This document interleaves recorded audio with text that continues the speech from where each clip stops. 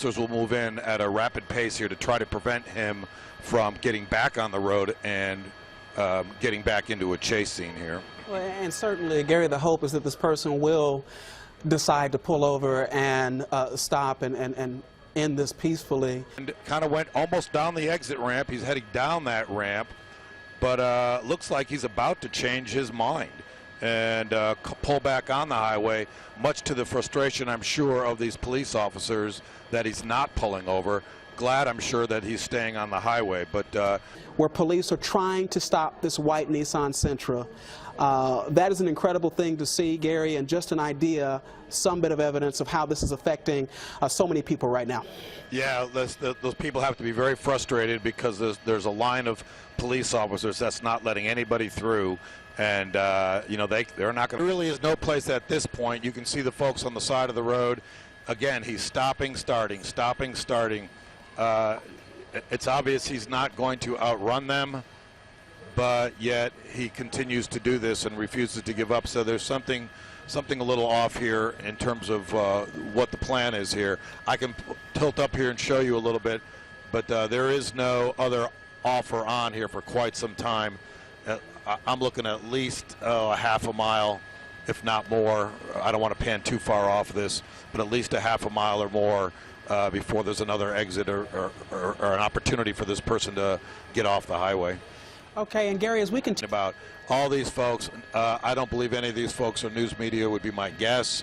Maybe one or two. That's just the public hoping to catch a glimpse of what's going on. Now, granted, they're up on top and out of harm's way in that area, but that's the kind of stuff that they're dealing with, and officers don't have time to deal with that, and they probably won't deal with that particular incident unless it becomes a problem traffic-wise, but they've got bigger issues to take care of here, keeping folks who are on. The officers themselves so far, right? Okay, I'm giving you a tight shot here. I'll zoom in here a second, and you'll see that this person has a cell phone. He appears to be talking on his cell phone. He's looking out the window, possibly at us at the attraction, and just weaving. We don't see anybody in either the front seat or the back seat. Yeah, he does have a bit of a smirk on his face, at least from what we're seeing right now, this picture you're showing. And let me say that just a while ago we passed the Cooks Lane Bridge, and we're now hearing from Fort Worth Police that they, in fact, have gone onto that bridge and told people to get off quite quickly, and for two reasons. And this should be emphasized to the people who are ahead of this chase, that this person has a history of we don't know his name. Police obviously do. This person has a history of non-compliance and apparently some experience with the carrying of weapons. So this is why police are very concerned about people standing too close or impeding traffic or giving them some difficulty in trying to bring this chase to a close. Right now his windows are all up, so that means that police, I think, feel relatively comfortable. Looks like he's speeding up a little bit, Gary, from what he was before. Yeah, speeding up a bit, and I see him spending more time looking out the window than he does looking at the road. But of course, traffic's been stopped, so he doesn't have much to worry about in terms of traffic in front of him. But much to his amusement, looking at us possibly and/or the traffic on the side. Right behind him, his hazards are on. So this camera shot is headed east as he comes, is headed west actually, as he comes east toward our camera, and that's what that looks like. A blocked I-30. Nobody is on this road except for that one motorist and the police officers who are following. Now we've got sound. So this is what people are hearing coming toward them, which would explain why so many folks were getting out of their cars to look, because they could hear this. And you see that flat tire there. Yeah, the right passenger tire is flat. So, which is why this person has been driving at speeds of, around 10 miles per hour for such a long time. Something else to take into consideration is that's what he is hearing as well. He's been listening to those sirens the entire time. Wow. And I can tell you from riding inside a squad car with the sirens going, it'll wear you down. It's loud. In addition to speakers. We understand the police have been speaking to this person through loudspeakers. And he's trying to carry on a telephone conversation as well. Right. So this is eastbound. This is East Chase, the East Chase overpass. We just passed underneath on eastbound I-30. You saw the news media there watching this as it goes by. And right now we're getting very close to Arlington. Arlington police are going to be standing by, doing the same things we're seeing police do and Fort Worth do as far as trying to clear people off those roads. And as we Go ahead. He's just, you'll see here on your screen here, just a second, he's going to pop up on the grass here, change his mind at the last minute, and get off again back on an exit. I'm a little bit ahead of you only because we're on a delay, so I apologize for that. But you'll see him, he's changing his mind at the last minute, cutting across grass, cutting through an intersection. There were some officers that looked like they were blocking him off, not allowing him to go further on 30, and I believe that's what may have prompted him to do that at the last minute.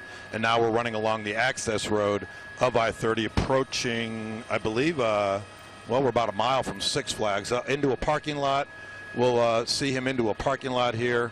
Officers, 1, 2, 3, 4, 5, 6 officers speeding up here, and he's going to turn left into this parking lot. A lot of officers speeding up, trying to contain this, but they're having a problem here, scooting through this traffic. Luckily, not a lot of folks in this parking lot. He's going to turn here and then come back out, and it appears he's going to get back on a north-south road, but not sure what that is. Yeah, Gary, let me, you're on, obviously you're seeing this live. We're on a bit of a delay. Let us see if we can talk this through here. Now headed southbound, of course. Make a left turn here. 6. Relatively close right now, turning all the way around, so he's going back 6. to the north right now. On the right-hand side should be some kind of a golf course. Uh-oh. Well, now he's moved off of the main road, so this should be interesting to see. Gary, you can see where he's headed. I don't know what is through there. Looks like he's trying to get... This is an empty parking lot, a construction strip zone. Officers are moving in really soon. They really wanted to catch him inside there, but now he's making his way back to the road, and he actually will probably get out of this parking area and back onto the road again, which is really disappointing because traffic is picking up, the speed is picking up. And he's southbound now on that would be southbound on Collins. Gary, if I'm correct, what you'll see up ahead of him on the left-hand side, a few blocks down, should be the stadium, and on the right-hand side, of course, all kinds of traffic. But again, this is the busiest area in terms of retail for Arlington, I think, in North Arlington, right, Gary? Yeah, it's very crowded here. Okay, you'll see them cutting up across the sidewalk over a restaurant. I'm speaking just a little bit ahead here, but it is a very busy section of town. A lot of traffic, not a lot of pedestrian traffic, thankfully. But you'll see him cutting across here. Look at that, cutting across onto the streets. Again, trying to shorten his route and trying to lose these guys.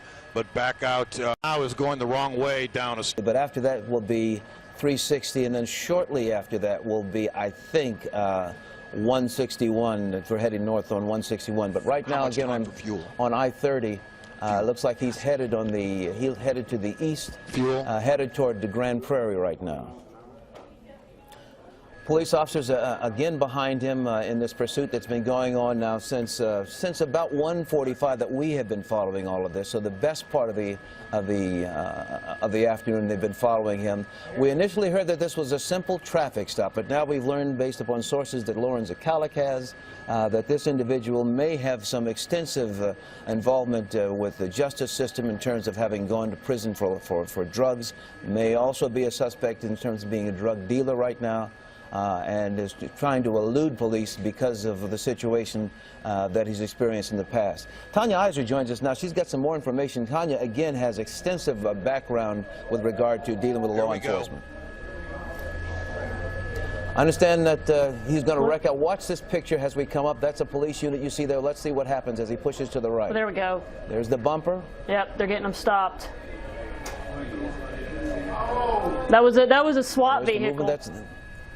Yeah, you see Fort Worth SWAT on the side of it. Using the SWAT vehicle. Looks like a person trying to get out of the back right there. Apparently. Police officers coming out, both sides of them. Oh, sorry. Police officers coming out both sides of him right now.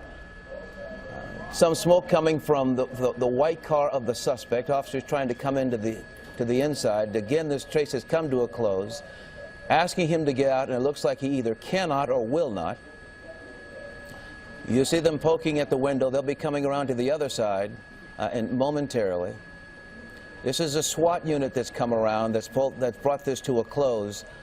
Police officers, again, there he is trying to crawling out the window right now. Police officers come around, grab him, pull him out of the vehicle, bringing him to the ground now.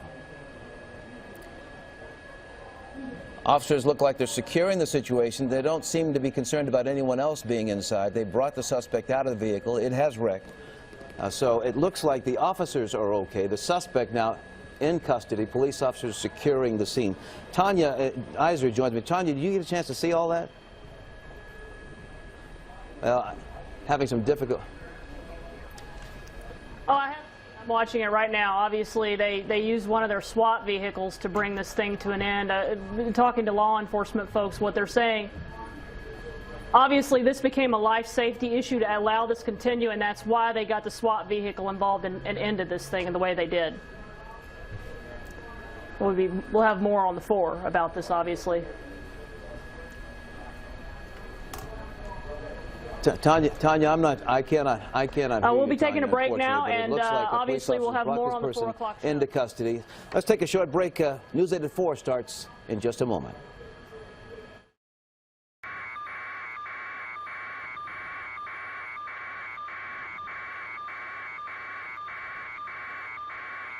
Went by the ballpark, and here he is going around other vehicles that are there on the highway.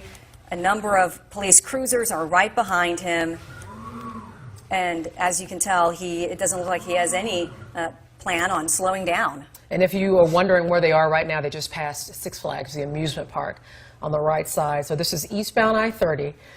This tire on this car is shredding. We just saw a piece fly off. There is a tactical vehicle. And it appears the tactical vehicle is executing a pit maneuver. They've put him into the wall. They've stopped it. This vehicle is stopped. Right at 30 and 360, Don. What's happening? Right now they'll make a felony stop. They'll try and get him to get out of the car unless the tactical team removes him from the car. Okay, so now you see officers out, guns drawn, pointed right at the suspect. They don't know what he has in the car. They don't know if he's armed.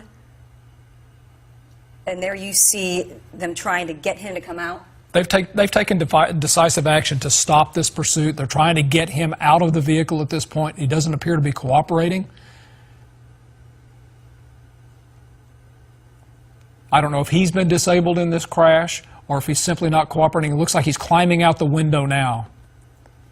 And he is obviously not going to get any further than where he's gone. So police have him on the ground.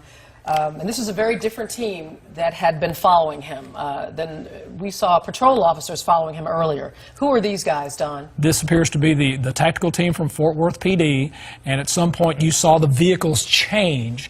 You saw a pickup truck, a four-door pickup truck involved, and you certainly saw this heavy vehicle involved. And I think at some point when they entered the city of Arlington and got to a residential area, Fort Worth PD made the decision it's time to end this pursuit on our terms and not his terms. So this suspect is now down, taken into custody by police. They pulled him out of that car as he tried to climb out of the back window there after.